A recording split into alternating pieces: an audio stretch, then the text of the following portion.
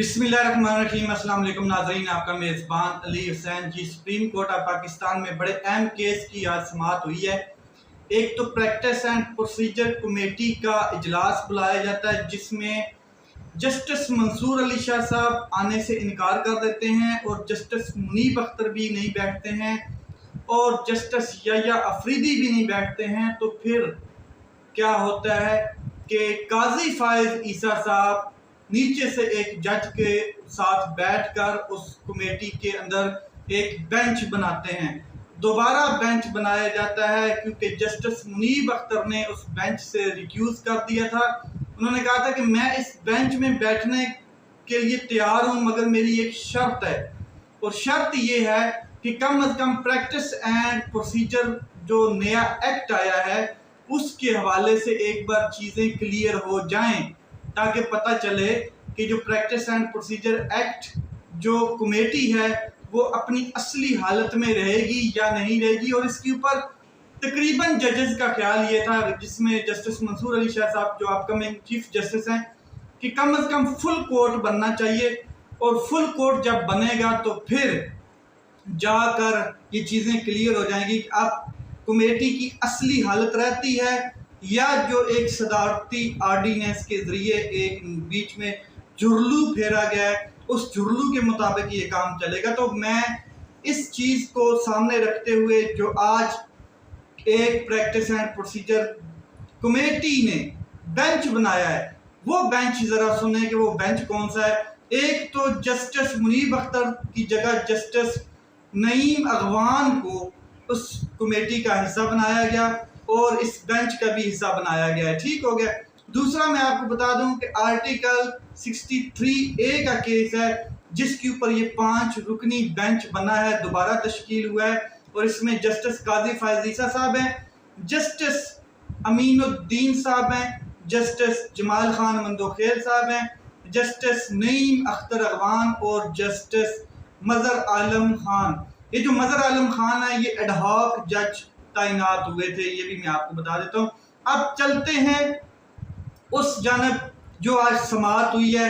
कमाल के रिमार्क्स काजी फायज ईसा साहब के। अगर काजी फायज ईसा साहब चाहते तो ये जो बेंच बनाया है ये बेंच और मजीद अच्छा बन सकता था, लेकिन काजी फायज ईसा साहब ने अपना हम ख्याल बेंच बनाया है। मैं आपको एक कानूनी नुक्ता जो है वो क्लियर कर देना चाहता हूँ।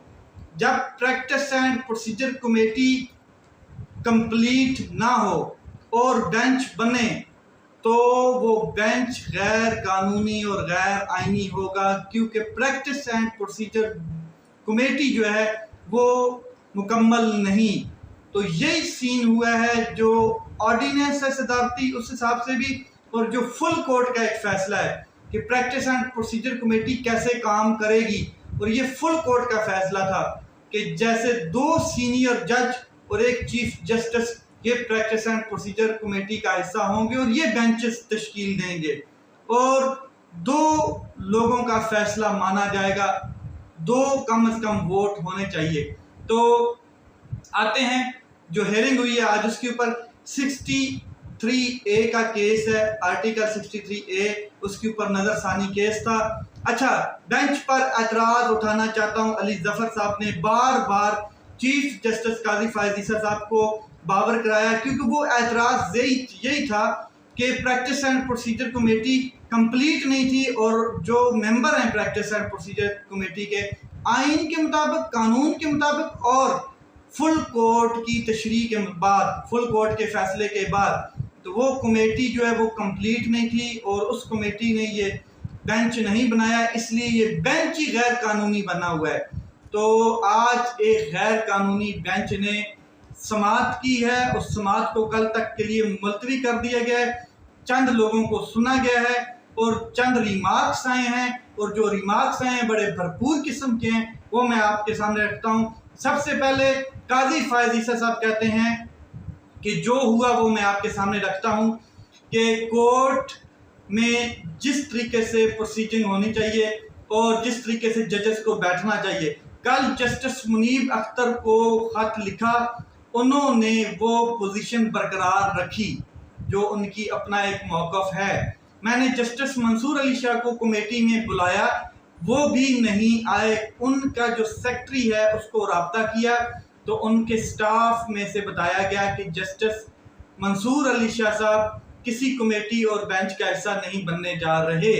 پھر پاکستان تحریک انصاف کے جو بیرسٹر علی ظفر ہیں، انہوں نے یہی اعتراض اسی چیز کے اوپر اٹھایا بھی، لیکن ان کی بات نہیں سنی دی گئی اور ان کو کہا کہ آپ اپنی باری پہ بولیں۔ جسٹس منصور علی شاہ صاحب کے انکار کے بعد ہمارے پاس کوئی آپشن نہیں رہ جاتا، اور جب آپ کے پاس آپشن نہیں رہ جاتا، یہ آئینی بحران ہے، یہ آئینی مسئلہ بن چکا ہے اب، کیونکہ آرٹیکل 63A کا کیس بڑا اہم کیس ہے، اور اس سے پہلے اگر آپ کی پروسیجر کمیٹی ہی کمپلیٹ نہیں ہے تو اس کا مطلب یہ ہے کہ بینچ نہیں تشکیل دیے جا سکتے۔ اس کے بعد بننے والے جتنے بینچ ہیں وہ غیر آئینی ہوں گے، غیر قانونی ہوں گے۔ یہ بالکل پوائنٹ ہے اور بالکل نقطہ ہے، قانونی نقطہ ہے، لیکن پھر بھی کہتے ہیں ہمارے پاس کوئی آپشن نہیں رہ جاتا۔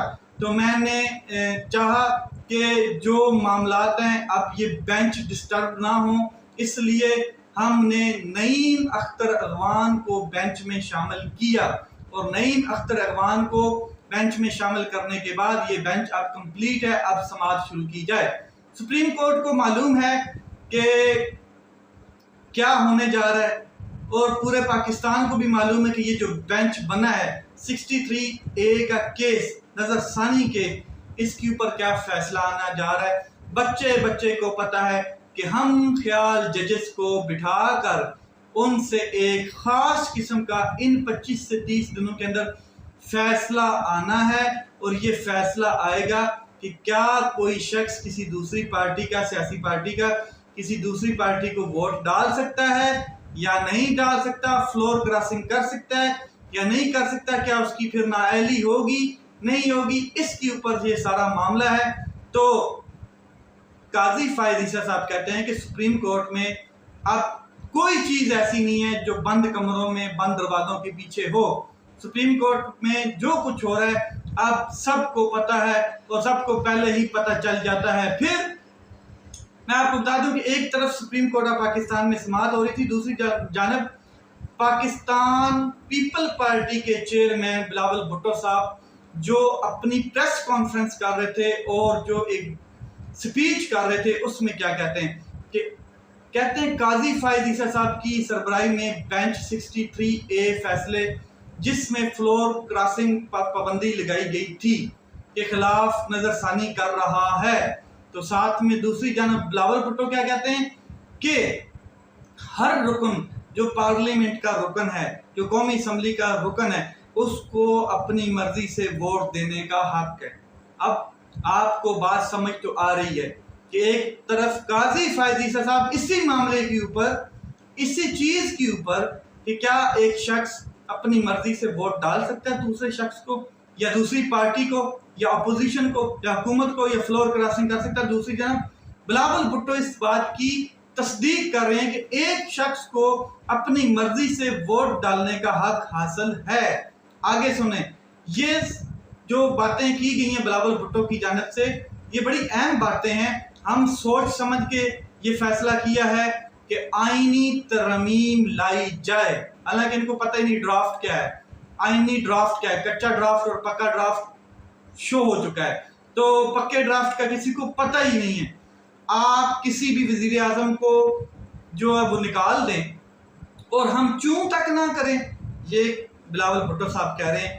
تو صحیح ہے، آپ نے بڑی اچھی بات کی ہے، آپ نے بھی تو ایک وزیر اعظم کو نکالا ہے رجیم چینج کا حصہ بن کے، اور انہوں نے چوں تو نہیں کی ہے، لیکن اب پورا پاکستان جو ہے اور پورے نظام جو ہے، پوری پی ڈی ایم جو ہے وہ چوں چوں چوں کر رہی ہے، اور ان کی بس ہوئی پڑی ہے، کیونکہ وہ قیدی 804 ڈٹ گیا ہے۔ آگے چلتے ہیں، قاضی فائز عیسیٰ صاحب کہتے ہیں فیصلے میں یہ کہاں لکھا ہوا ہے کہ ووٹ نہ گننے جانے والے جو ہیں، اور اگر کوئی بندہ جو ہے وہ ووٹ ڈال دیتا ہے تو پھر اس کو نااہل ہوگا، یہ کہاں پر لکھا ہے؟ فیصلہ تو معاملہ پارٹی جو فیصلے کا جو ہے وہ پارٹی سربراہ پہ چھوڑ رہا ہے معاملہ، کہ اگر کسی شخص نے ووٹ دوسرے کو ڈالا ہے تو وہ نااہل ہوگا یا نہیں ہوگا۔ یہ جو فیصلہ آیا تھا، جو پہلا فیصلہ آیا تھا، وہ یہ چھوڑ رہا ہے پارٹی سربراہ کے اوپر. اگر پارٹی سربراہ کی مرضی ہے، وہ چاہے تو اس کو نااہل کر دے ورنہ نہ کرے. قاضی فائز عیسیٰ صاحب یہ بات کر رہے ہیں. دوسرا انہوں نے کہا کہ کیا فیصلے میں کہا گیا ہے کہ ووٹ دینے اور نہ گننے جانے پر فوری نااہلی ہوگی؟ یہ بھی بڑا اہم سوال ہے. عدم اعتماد میں اگر ووٹ گننا ہی نہ جائے تو وزیر اعظم ہٹانا ہے یا نہیں ہٹانا ہے، مطلب ہٹایا جا سکتا ہے یا نہیں ہٹایا جا سکتا. بڑے اہم نقطے تھے قاضی فائز عیسیٰ صاحب کے، اور آپ سمجھ رہے ہیں کہ کیسے نقطے تھے. پھر بڑا ایک اہم کوسچن کیا گیا قاضی فائز عیسیٰ صاحب کی جانب سے. ووٹنگ میں کچھ لوگ غائب بھی تو ہو سکتے ہیں. ہوتے ہیں بھائی، اغوا ہو جاتے ہیں، غائب ہو جاتے ہیں، خریدے جاتے ہیں، پکڑ دکڑ ہوتی ہے، پہنچنے نہیں دیا جاتا فلور آف دی ہاؤس، کچھ بھاگ جاتے ہیں. اگر رکن کسی جماعت کے کہنے پر ووٹ نہ کرے اور بھاگ جائے تو کیا ہوگا؟ کیا ہوگا جی؟ قانون پاس ہو جائے گا، جس کو ووٹ ڈال جائے گا. آج کل تو جمہوریت یہی ہے، آج کل تو آئین کی ایسی دھجیاں اڑائی جا رہی ہیں، تو یہی ہوگا. آپ کا سوال بڑا ویلڈ ہے، جنہوں نے سمجھنا ہے بٹوین دی لائنز اس کے میننگ سمجھ جائیں گے.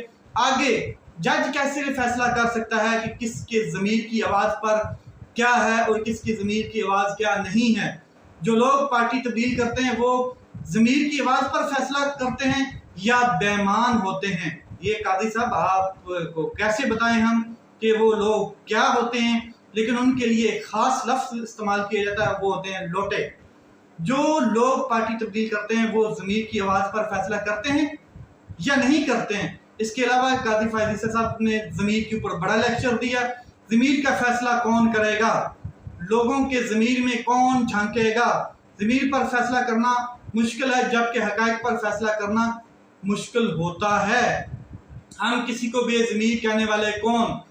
اور جو لوگ سیاسی جماعتیں بدلتے ہیں انہیں ضمیر والا سمجھیں یا نہ سمجھیں، یہ بڑے اہم سوال تھے. پھر کسی جماعت کا رکن جو پارٹی سربراہ کو پسند نہ کرے اور ہٹانا چاہے تو کیا کیا جائے گا؟ پھر اگر ووٹ گننا ہی نہ جائے، جو گننا کاؤنٹنگ ہوتی گننا ہی نہ جائے، تو پھر پارلیمنٹ سے بجٹ منظور کرانے کی شرط کیوں ہے؟ واہ جی واہ، بڑے اہم قانونی نقطے چیف جسٹس قاضی فائز عیسیٰ صاحب نے اٹھائے ہیں. کل تک کے لیے ملتوی کیا گیا اس کیس کو، اور یہ نظر ثانی اپیل ہے 63A کی. پاکستان تحریک انصاف نے اس سے اختلاف کیا، باقی تمام کی تمام جماعتیں اور وکلاء تنظیمیں اس کے ساتھ نظر ثانی کے ساتھ کھڑی ہیں. اب میں آپ کو بتا دوں کہ عمران خان صاحب نے بڑی واضح ہدایت دی ہے، ڈی چوک پہنچے. ڈی چوک کے لیے انہوں نے اشارہ کر دیا ہے. یہ آخری راؤنڈ، یہ آخری مرحلے میں داخل ہو چکی ہیں چیزیں، اور یہی وہ وقت ہے، بڑی اہم ٹائمنگ ہے جب قاضی فائز عیسیٰ صاحب اس راؤنڈ میں اپنی آخری یہ چال چلنے جا رہے ہیں 63A کی. اس کے بعد میں آپ کو بتا دوں کہ عمران خان صاحب نے یہ بھی کہا ہے کہ اگر کسی شخص کے اندر بزدلی ہے، اگر وہ چھوڑ کے جانا چاہتا ہے تو وہ چھوڑ کے جا سکتا ہے، ڈزنٹ میٹر، کوئی فرق نہیں پڑتا ہے. ہم اس شخص کے پورے خاندان کو کہیں سے سیاسی ٹکٹ نہیں دیں گے پارٹی سے. اور میں آپ کو بتا دوں کہ اس ٹائم جو سپریم کورٹ آف پاکستان کے ججز ہیں ان کا ایک فارورڈ بلاک بہت تکڑا ہے جو منصور علی شاہ صاحب کے ساتھ سٹینڈ کرتا ہے. یہ معاملہ، یہ جو پروسیجر کمیٹی کا معاملہ ہے، پریکٹس اینڈ پروسیجر، یہ معاملہ فل کورٹ میں جانا چاہیے. ایکچولی یہی معاملہ ہے، لیکن جو منیب اختر صاحب ہیں اور جو منصور علی شاہ صاحب ہیں وہ اسی لیے بیک فٹ پہ چلے گئے ہیں کہ قاضی فائز عیسیٰ صاحب جو ہیں وہ اپنی دمادم مست کلندر جو کھیل رہے ہیں ایک بار کھیلنے دیں. پھر ہم دیکھتے ہیں کیا اختیار ہے جسٹس منصور علی شاہ صاحب کے پاس کہ باقی ججز بھی خط لکھ دیں یا پھر باقی ججز کو کال کر دی جائے کہ ہم جو مائنس چیف جسٹس قاضی فائز عیسیٰ ہیں ان کے بغیر ایک فل کورٹ تشکیل دیں. یہ سارے سوالات ہیں آئینی اور قانونی الیکسی معاملات کس طرف جاتے ہیں. اپنا خیال رکھیں، اپنے بھائی کے اس چینل کا خیال رکھیں. پاکستان زندہ باد.